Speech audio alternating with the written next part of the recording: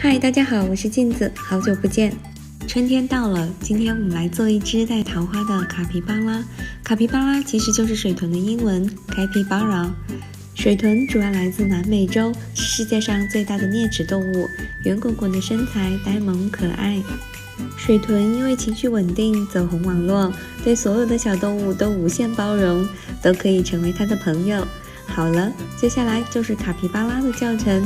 棕色、黄色加白色，调出主体的颜色，先做出身体的形状，用细节棒和手慢慢捏出头部和四肢。棕色做出嘴巴和耳朵，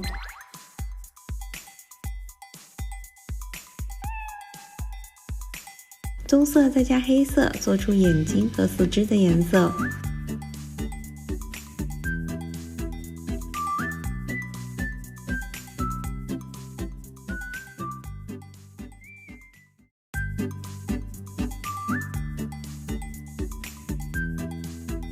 水豚就做好了，接下来给它加一朵头顶的小桃花。